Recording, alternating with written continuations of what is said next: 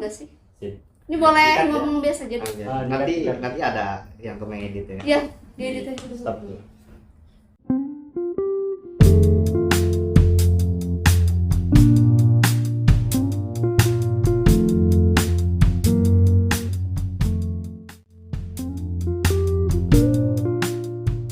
Oke, assalamualaikum warahmatullahi wabarakatuh. Kembali lagi bersama kami Luak Muda Enzim Perubahan. Oke, perkenalkan saya Widawati yang akan memandu diskusi kita pada sore hari ini yang bertema denyut tadi KUHP pembaruan. Nah, dari temanya saja sudah sangat menarik kayak gitu ya, dimana kalau ibaratnya manusia tanpa denyut nadi dan denyut nadinya tidak berdetak maka orang itu akan mati. Begitu juga dengan KUHP kita, ketika denyut nadinya tidak berdetak maka KUHP-nya mati kayak gitu. Oke, berbicara tentang kedaulatan rakyat sebagai perwujudan demokrasi Indonesia, di mana kedaulatan rakyat merupakan kedaulatan dalam suatu sistem kekuasaan dalam suatu negara, di mana kekuasaan tersebut pemegang tertingginya adalah rakyat.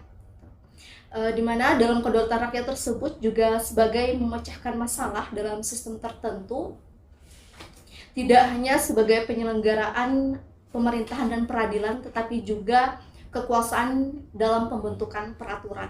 Oke, sebelum kita masuk ke diskusi kita, saya akan memperkenalkan pemateri kita yang kece pada sore hari ini. Sebelumnya saya ada pantun untuk abang-abang kece nih. Tapi bilang cakep, iya. Cakep. Oke, jalan-jalan ke Kota Pare.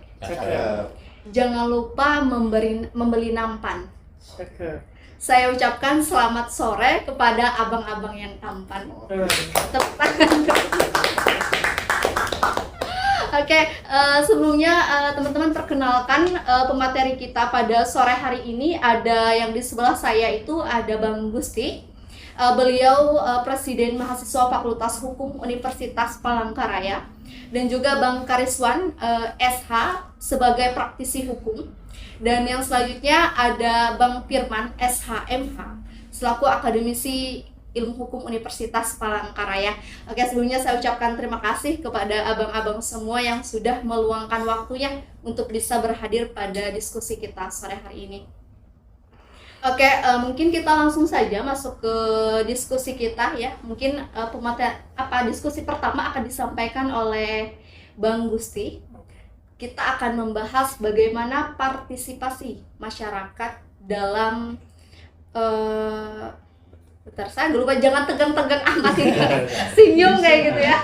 Soalnya masih ini ya, formal kan?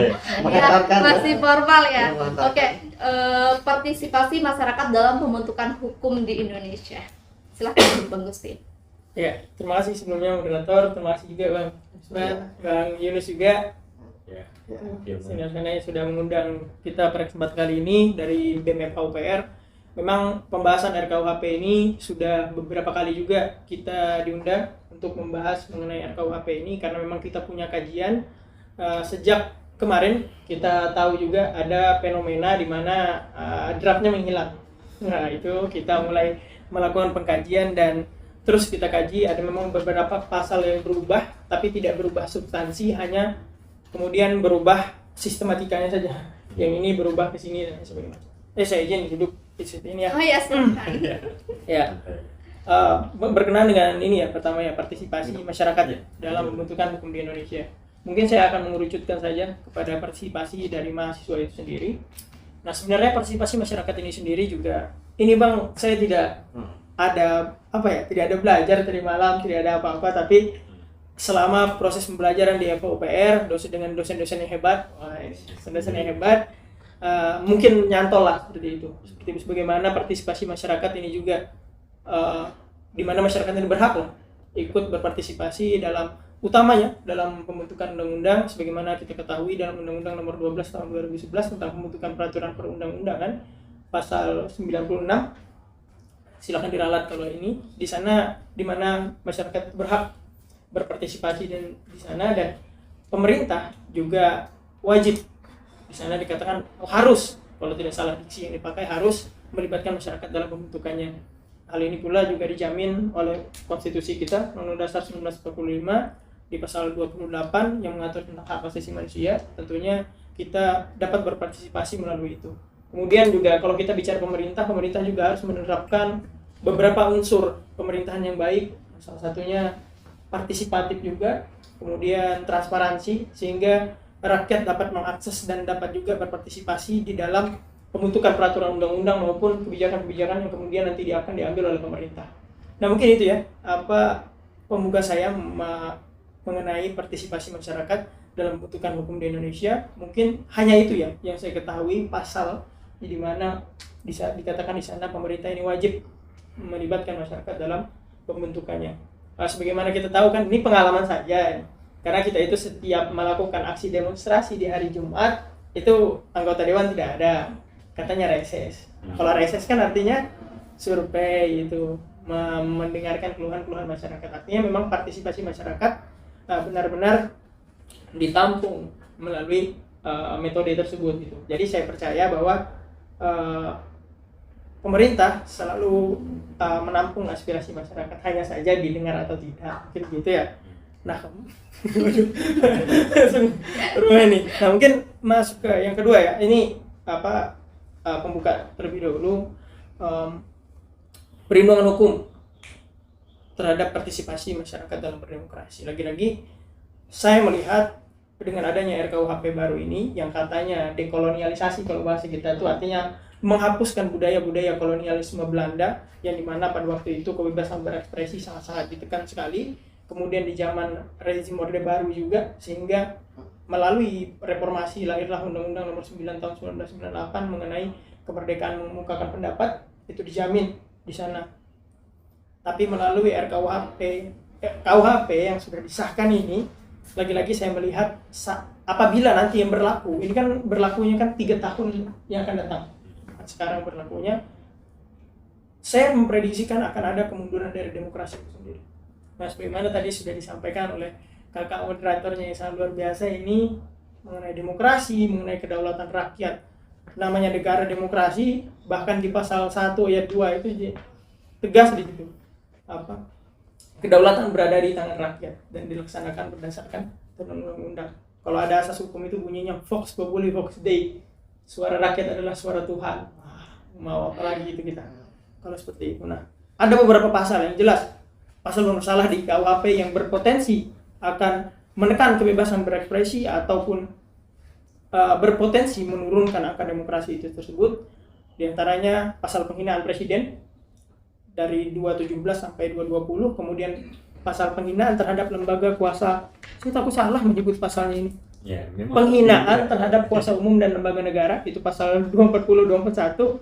Kemudian mengenai penyelenggaraan pawai, unjuk rasa dan demonstrasi di pasal 256. Nah, mungkin nanti akan saya jelaskan mengapa pasal itu menjadi bermasalah bagi demokrasi kita, bagi kebebasan berekspresi kita, terutama kalangan mahasiswa yang sering melakukan yang sering menunjukkan ya rasa cintanya kepada negara melalui metode-metode aksi, audiensi, demonstrasi dan lain sebagainya. Itu tadi teman-teman pembukaan dari Bang Gusti. Saya merasa kuliah lagi kayak gitu ya dengan beliau, kuliah hukum ini berapa SKS pada sore hari ini. Mungkin tadi menarik juga dikatakan bahwa seharusnya kayak gitu ya, kata seharusnya partisipasi masyarakat dalam pembentukan KUHP dan sebagainya. Mungkin itu nanti yang saya tanyakan, apakah itu sudah berpartisipasi atau belum kayak gitu. Dipertanyakan ya partisipasi saya ya. Dan tadi juga tadi kan ada hak kayak gitu ya, hak untuk didengar kayak gitu, right to be heard dan right to be considered gitu. Hak untuk didengar dan hak untuk dipertimbangkan gitu. Tapi juga harusnya hak untuk dilaksanakan juga harus ada sebenarnya. Nah, mungkin ini sangat menarik untuk kita bahas, nanti simpan jawabannya gitu. Saya juga menyimpan pertanyaan saya Bang Gusti untuk sesi selanjutnya. Mungkin langsung saja kita ke Bang Rizwan, yaitu tentang revisi KUHP berdasarkan pandangan politik dan hukum bagaimana? Ya, jadi terima kasih moderator, terima kasih juga ini ketua BEM-nya bersedia untuk hadir ya. Artinya dengan kehadiran ketua BEM, kemudian akademisi ini akan semakin mewarnai ya corak ini ya, corak diskusi dan pemikiran kita di konten yang sangat santai ini ya. Santai ya. Terus dia jadi tegang, jadi terbawa nih. Jadi terbawa juga. Ayo, mungkin minum dulu kali ya. Boleh. Izin ya. Sudah separuh ya, sudah. Ya. Baik. Jadi membahas tentang RUU KUHP ini kan sebenarnya kita bicara soal proses ini harus tahu dulu kan awal mulanya bagaimana munculnya ide untuk merevisi ya Undang-Undang KUHP ini dan Undang Hukum Pidana ini. Jadi memang ini awalnya bermula dari pada tahun 1963 itu banyak akademisi kita pada saat itu yang tentunya akademisi unggulan lah ya, banyak di situ guru besar, profesor dan sebagainya yang ikut menghadiri seminar hukum nasional satu di Semarang ya kalau nggak salah pada tahun 1963. Pada saat itu kebetulan bertepatan dengan masa kepemimpinan Presiden Soekarno ya di demokrasi terpimpin. Nah, jadi kenapa muncul ide untuk merevisi undang-undang ini ya? Karena memang dinilai ya bagi warga negara Indonesia, masyarakat Indonesia, Kitab Undang-Undang Hukum Pidana ini ya secara historis memang undang-undang buatan kolonialisme Belanda. Iya, benar. Dan mereka pun mengakui bahwa semangat yang ada dalam KUHP ini adalah semangat kolonialisme. Nah, mungkin salah satunya yang juga pasti sering disuarakan oleh kawan-kawan mahasiswa juga adalah pasal tentang penghinaan itu kan. Nah, iya kan, betul ya, pasal penghinaan presiden itu mungkin salah satunya digaung-gaungkan memiliki semangat kolonialisme. Iya. Nah, jadi seperti itu. Nah, kemudian memang proses hingga ini masuk ke proses perumusan undang-undang itu cukup panjang. Bahkan sampai sempat ada beberapa yang belum sempat direvisi tapi sudah diujikan ke Mahkamah Konstitusi. Nah, contohnya itu yang pasal 134 ya. Kalau nggak salah itu bisa kita akses nanti di putusan Mahkamah Konstitusi nomor, kalau tidak salah nomor 13 dan 22. 22. 2006 ya. 013 dan 022 tahun 2006, di mana di situ Mahkamah Konstitusi pun mengabulkan permintaan uji materi dari beberapa warga kita. Jadi menurut Mahkamah Konstitusi pada saat itu memang pasal 134 ini selain ada indikasi ketidaksetaraan ya, jadi ada ada pengaruh relasi kuasa seperti itu. Nah, tapi memang di samping itu menurut Hakim Mahkamah Konstitusi pada saat itu bahwa sebenarnya kalau memang yang dilarang itu penghinaannya, sebenarnya ini telah diakomodir dalam pasal yang lain yang khusus tentang penghinaan. Artinya berarti kan di sini kita juga mendengar langsung dari Hakim Mahkamah Konstitusi secara tidak langsung ya, karena dari putusan bahwa kalau memang dirasa ada kerugian dari penghinaan itu ya menurut Mahkamah Konstitusi ya silahkan sampaikan secara pribadi. Jadi silahkan yang merasa tersinggung adukan kan gitu, tapi menggunakan pasal penghinaan yang umum seperti itu. Nah, jadi melebar ya. Intinya sampai pernah begini. Jadi ada namanya salah satu guru besar, Profesor Barda. Beliau ini kebetulan yaitu tadi saking lamanya proses untuk kita bagaimana caranya dapat melakukan pembaruan terhadap RUU KUHP ini kalau tidak salah itu sampai ada 18 profesor yang sudah meninggal yang awalnya tergabung dalam tim perumus itu tadi, tim perumus. Nah, lalu Profesor Barda ini yang tersisa bersama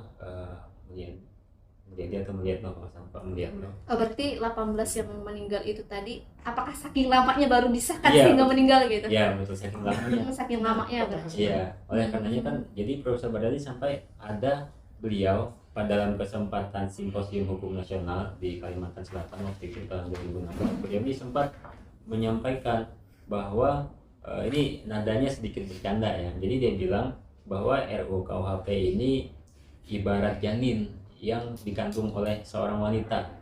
Dia ini tidak mati-mati tapi nggak lahir-lahir juga. Nah, jadi bisa dibilang janin tua lah. Oh iya. Jadi maksudnya dia, ayolah cepatlah ini dilegalkan karena terlalu lama kan.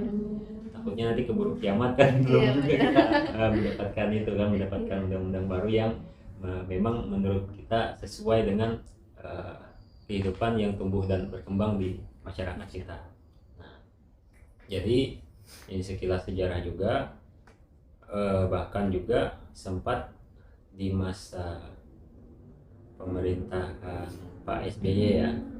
Jadi di zaman masa pemerintahan SBY ini sempat juga diatur secara khusus lagi di dalam Undang-Undang ITE, hal-hal yang sebenarnya juga sudah diatur juga di KUHP. Nah, singkat cerita, jadi kan kita ini otomatis bicara soal proses ya. Jadi bicara soal proses tentunya setelah KUHP ini dimasukkan ke dalam prolegnas ya, program legislatif nasional, sehingga akan menjadi prioritas pembahasan undang-undang, perumusan undang-undang. Nah, nanti itu kan kalau secara proses, kalau kita lihat di undang-undang pembentukan peraturan perundang-undangan itu kalau tidak salah Undang-Undang Nomor 12 Tahun 2011, kemudian ada perubahan nanti di tahun 15 Undang-Undang 12 2011 ya. Nah, jadi itu memang setelah dijadikan prolegnas, setelah diusulkan nanti misalnya pemerintah yang mengusulkan, lalu dirumuskanlah juga turut merumuskan di situ menteri-menteri. Nah, lalu nanti dilemparlah itu ke DPR karena DPR kan sebagai legislator. Nah, pada saat dilemparkan ke DPR inilah kemudian banyak menyerap aspirasi masyarakat. Nah, itulah nanti yang diistilahkan reses-reses itu ya. Jadi secara idealnya para anggota dewan kita di pusat seperti itu melakukan jejak pendapat, audiensi kan dengan para konstituennya. Nah, singkat cerita, ini kemarin kan sempat ditargetkan itu sebenarnya tahun 2015 masalah harusnya sudah selesai, tapi ternyata masuk ke periodenya Presiden Jokowi yang kedua ini akhirnya sekarang baru selesai seperti itu. Nah, itu jadi kalau kita melihat proses-prosesnya ini memang secara administratif telah memenuhi amanah dari undang-undang pembentukan peraturan perundang-undangan itu ya. Nah, cuma mungkin nanti secara politik, karena kan kita juga mengetahui ya bahwa ada teori-teori lah di dalam ilmu hukum ini ya, bahwa di satu sisi hukum ini secara politik pun dia juga sebenarnya produk-produk politik ya. Kita kan juga mengetahui bersama bahwa memang Indonesia ini kan negara hukum, tapi dia sistemnya sistem demokrasi. Tetap ada unsur keterwakilan ya, keterwakilan itu melalui anggota dewan. Nah, jadi mungkin barangkali kekecewaan yang timbul di masyarakat itu ketika ada poin-poin yang telah mereka sampaikan kepada perwakilan-perwakilan mereka ini, tapi kemudian di pada tingkat pembahasan tingkat pertama ini kan nanti ada proses lagi, nanti ada yang menurut mayoritas ini perlu dikesampingkan dan lain sebagainya. Cuma kan kita kalau saya sih yang percaya bahwa anggota dewan kita sudah melibatkan akademisi, kemudian partisipasi masyarakat, walaupun pasti masih ada kekecewaan. Nah, sekarang kemudian setelah pasca disahkan, pertanyaan berikutnya kan apa langkah kita berikutnya kan? Jadi menteri kita kan Bapak Yasona Lauli ya. Bapak Yasona Lauli kan beliau membuat statement bahwa bagi masyarakat yang masih ada keberatan atau tidak puasan terhadap KUHP yang baru ini, katanya kan beliau mengatakan silakan ajukan uji materi ke Mahkamah Konstitusi. Cuma nanti kita akan lebih lanjut membahas apakah semua pasal di dalam KUHP itu dapat diuji. Itu pertama. Kemudian yang kedua, bagaimana dengan pasal-pasal yang sudah diamanahkan oleh warga negara, oleh konstituen, tapi ternyata tidak muncul di KUHP. Nah, seperti apa upaya konstitusionalnya agar supaya KUHP ini dapat mengalami penyempurnaan. Nah, mungkin sampai sini dulu saya, biar kita nanti lebih. Oke, baik. Mungkin nanti ya untuk pertanyaan selanjutnya saya tanyakan di season kedua gitu. Dan mungkin kita lanjut ke Bang Firman, yaitu perspektif ilmu hukum di KUHP sekarang itu bagaimana? Oke. Terima kasih atas waktu dan kesempatannya. Mungkin saya ada dua pandangan. Yang pertama pandangan legalistik, yang kedua sosiologi logiknya, bagaimana aturan itu bisa berlaku. Jadi yang pertama-tama yang kita, karena saya menghadap ini mahasiswa Bang, ini respon ini dari mahasiswa kan, para moderator kan, maka saya teringat teori hukum dulu. Teori hukum murni itu Steinbau teori Hankelsen. Jadi hukum itu adalah seperti piramida atau seperti tangga.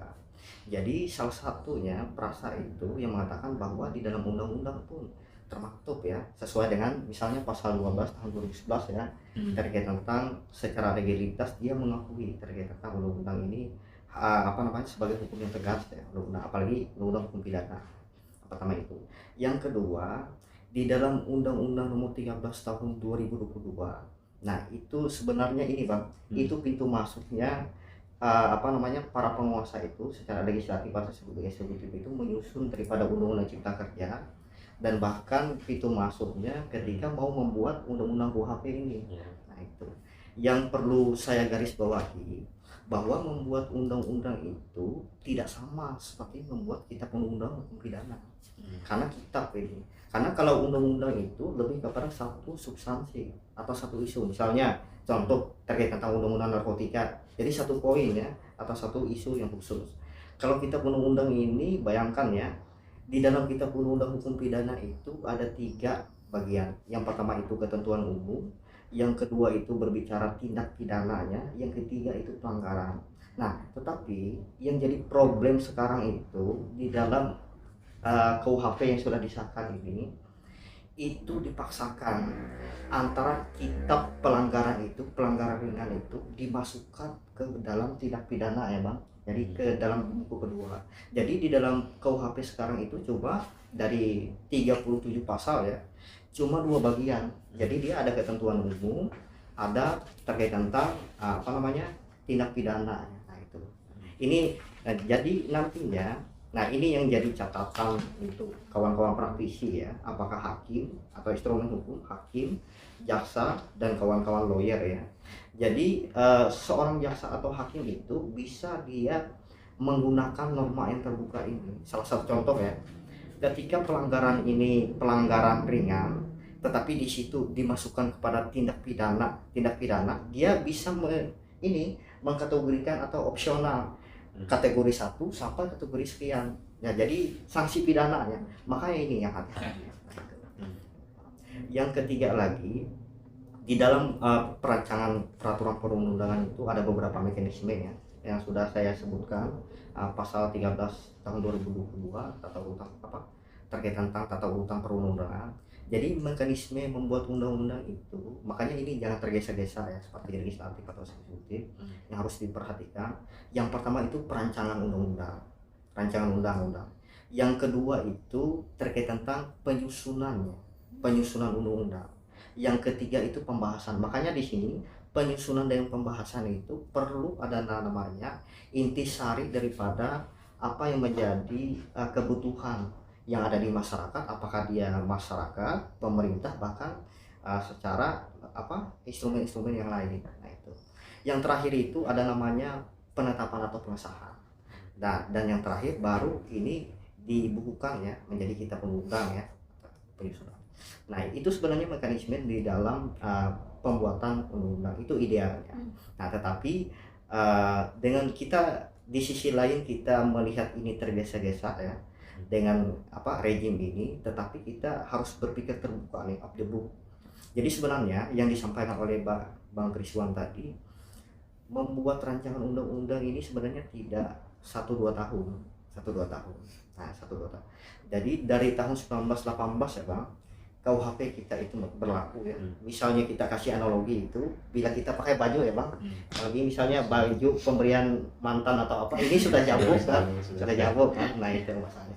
Jadi KUHP itu, jadi KUHP ini perlu adanya upgrade ya, dalam hal dia harus terlepas daripada doktrin atau stigma daripada masyarakat itu, terlepas daripada kolonial-kolonial yang disampaikan oleh kawan-kawan mahasiswa tadi. Nah itu. Akan tetapi yang jadi problemnya kenapa? Yang jadi problemnya ketika dari masa rejimnya tahun 1963 ya, 1970 RKUHP sampai tahun 2000 berapa itu rejimnya Jokowi itu sempat dikaji ulang itu 2019 itu 2020 diajukan lagi dan tahun 2022 ini disahkan. Yang jadi problemnya itu ada pasal-pasal yang dipertahankan, ada pasal-pasal yang ditambah. Nah, itu yang jadi problemnya. Nah, pasal-pasal yang bermasalah mungkin saya sampaikan aja dulu supaya kita lebih konkret ya nanti. Yang pertama itu terkait tentang penghinaan presiden. Jadi dalam pasal 218. Jadi sebenarnya presiden itu dia tidak ada namanya memiliki perasaan sebenarnya, fitur perasaan ya mengenai tentang kritikan ini senang atau tidak. Tetapi seorang presiden itu ketika dia melakukan visi misi kebijakan, maka yang dia pertaruhkan ini harus ada kritikan. Ini sebagai check and balance. Nah itu imbalance. Nah itu. Nah yang kedua lagi terkait tentang pasal misalnya menghina daripada lembaga negara. Nah jadi kata-kata menghina di dalam frasa menghina dan mengkritik itu ini sulit dipisahkan. Ini standarisasinya seperti apa? Jadi ketika orang misalnya si Gusti ini ya kayak pasal 218 tadi, ketika tapi ini istilah aja ya apa istilahnya? Misalnya membakar salah satu misalnya foto seorang presiden A misalnya, oh itu bisa dipidana. Nah ini kita butuh bahasanya di dalam kita kan memang paham legalistik ya positif, tapi kita butuh namanya di dalam membuat aturan itu kita harus mencetak orang-orang negarawan, presiden negarawan. Itu sebenarnya dari kacamata hukum, terlepas daripada kacamata hukum pidana ya, ini kacamata hukum tata negara ya. Yang kedua lagi pidana demo, misalnya tidak ada surat pemberitahuan. Nah, cuma ini saya ada sedikit berbeda dengan mahasiswa ya, ataupun kawan-kawan yang lain, karena saya menuduhkan di sini menjadi dua pandangan ya. Di kacamata kawan-kawan masyarakat ataupun mahasiswa itu ini merampas daripada hak mereka, hak berpendapat. Nah, tetapi di sisi lain ini menjamin ya stigma daripada pemerintah. Nah, kenapa merampas dan argumentasi merampas daripada pasal 28 tadi? Karena kok kita hak yang melekat secara lahir itu kok harus surat pemberitahuan? Logika hukumnya seperti itu ya. Tetapi di dalam kacamata hukum pidana kan bukan seperti itu. Kacamata hukum pidana itu ada namanya perbuatan itu ada delik material ya, delik material atau bahasa umumnya preventif ya, pencegahan. Jadi namanya pemberitahuan ini asbabun nuzulnya pasal ini supaya ketika ada massa ataupun ada demo atau aksi itu supaya bisa dimonitor, bisa diawasi oleh instrumen lembaga hukum. Itu sebenarnya asbabun nuzulnya. Tapi sebenarnya di dalam hukum pidana itu janganlah masukkan ya, kalau saya pribadi janganlah masukkan ini sifatnya administrasi dipaksakan ke norma kita undang-undang hukum pidana. Ini administrasi surat pemberitahuan itu. Nah saya mencoba kedua belah pihak ya melihat ini. Nah itu yang kedua lagi berbicara terkait tentang misalnya menghina berbicara terkait tentang kumpul kebo ya. Nah ini pasal yang seksi, apalagi di kalangan di kalangan yang memang tingkat keimanan ya, saya tidak mengatakan apakah masyarakat mahasiswa ini tingkat keimanannya rendah, dia akan bisa peluang-peluang itu bisa terjadi. Cuma nah kita kan sebenarnya di negara Indonesia ini tidak ada namanya yang memang tidak memiliki agama. Semuanya agamis ya, agamis. Dan semangat KUHP itu dibuat atau direvisi itu karena harus ada ini pemikiran yang agamis itu tertuang di dalam KUHP. Salah satu contoh ya yang memang saya sedikit tidak sepakat itu ketika di dalam delik pasal 413 ini kok harus ada delik aduan. Nah, logika hukumnya seperti apa? Jadi misalnya ketika si A dengan si B ini melakukan misalnya hubungan di luar daripada pernikahan. Nah, satu atap atau satu rumah ini harus diadukan dulu, baru dia kena pidana. Nah, kenapa tidak delik laporan? Karena negara kita ini menurut saya negara yang begitu banyak agama ya, mungkin terkait tentang judi, terkait tentang persetubuhan dan lain-lain itu memang tidak sepakat semua masing-masing agama atau tokoh agama. Ini sebenarnya yang memang sedikit keluar daripada konteks banget awal. Nah, itu. Yang keempat ini agak mistis, pidana santet katanya. Tadi pagi saya baru baca, jujur ya. Kalau berbicara pidana ini, karena hukum pidana ini kan lebih kepada kepastian hukum. Makanya kalau baca itu lewat-lewat aja. Pasti normanya ini konkret kan.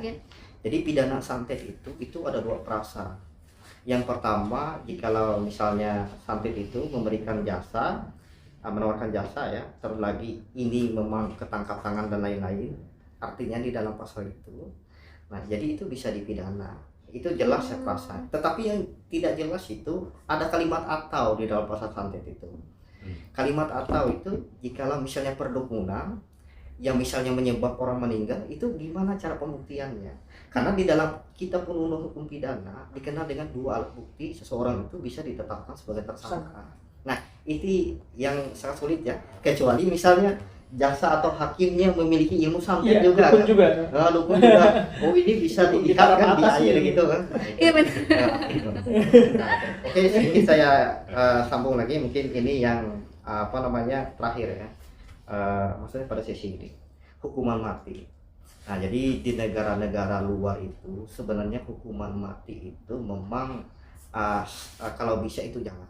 Nah, di negara, tetapi di sisi lain kalau kita dari perspektif hukum pidana, hukuman mati ini sebagai untuk efek jerah. Apakah dia koruptor atau misalnya pengedar sabu, narkoba dan lain-lain, itu sebenarnya syahwat ya, kenapa hukuman mati ini ada sebagai efek jerah. Tetapi yang jadi masalah di dalam pasal 100 ini KUHP yang baru disahkan, itu ada namanya masa percobaan. Misalnya si A ini ditetapkan misalnya dari pengadilan itu hukuman mati, tapi masa percobaannya 10 tahun dulu. Kalau dia melakukan perbuatan baik dan dapat surat perkelakuan baik dari pimpin lapasnya, itu akan misalnya ini tidak jadi. Nah, hukuman mati ini kan tidak jadi.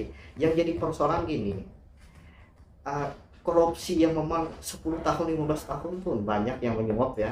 Nah, kita tidak menyebutkan semua general, tapi oknum, apakah dia itu di tingkat kejaksaan, hakim, bahkan di lapas pun banyak yang menyuap terkait tentang itu. Apalagi misalnya berbicara kamu ini mati besok misalnya mati besok kan, oh ini dengan berapapun dia siap untuk membayar bahasanya gitu kan. Karena ini berbicara takutnya abuse of power di dalam bahasa ilmu negara itu dia menyelewengi daripada kekuatannya atau porsinya. Ini yang kita takutkan di dalam KUHP. Sebenarnya apapun yang dibuat oleh pemerintah itu, apapun yang buat oleh pemerintah itu bakalan kita respect jikalau memang dia bisa mengakomodir terkait tentang apa yang menjadi pemikiran-pemikiran yang ada di masyarakat. Nah, itu aja sebagai statement. Tapi kita tetap memberikan aplaus ya ke pemerintah bahwa ya luar biasa kinerja dari pemerintah. Di sisi lain tidak ada namanya kepuasan di dalam pasal karena ini kan produk yang dibuat oleh manusia. Iya benar. Dari sekian banyak pasal yang menjadi itu tadi tuh yang santet gitu ya. Dari sekian banyak pasal kenapa harus itu kayak gitu, itu yang menjadi pertanyaan sekali di hati saya. Terus juga 10 tahun masa percobaan tadi ya, yang mungkin pemerintah kita menganut kepercayaan bahwa manusia bisa berubah mungkin kali. Ini dijawab atau tidak? Ini sedikit ya. Ya boleh, kita sambil bercanda aja. Abu Nawas. Ini bahasanya Abu Nawas ya. Abu Nawas itu gini bahasanya. Ini kan ada judicial review ya. Jadi ketika masyarakat nanti menguji sesuai dengan pasal 24C ayat 1 ya, kewenangan dari MK, dia memang menerima daripada apa yang menjadi uji, yang diuji undang-undang terhadap undang-undang dasar ya. Jadi namanya ada MK itu mengabulkan nanti pasalnya, yakni kalau tidak salah ini mungkin santet ini dikabulkan kan, atau pasalnya, tapi saya rasa MK itu harapan ke depan independen. Ini Abu Nawas ya, Abu Nawas. Harapannya ya. Oke, teman-teman, kita sudah melaksanakan ya. Mungkin ini dari tadi ya, inginnya gitu ya, harapannya tadi itu nggak tegang, tapi ternyata tetap tegang karena kita membahas hukum kayak gitu ya. Kita Hukuman mati ya. Iya. Apa ya katanya? Hukuman mati. Hukuman mati, santet dan segala macam kan, ngeri banget gitu. Oke teman-teman, mungkin sesi 1 kita sudah berakhir dan selanjutnya kita akan menuju sesi 2 kita.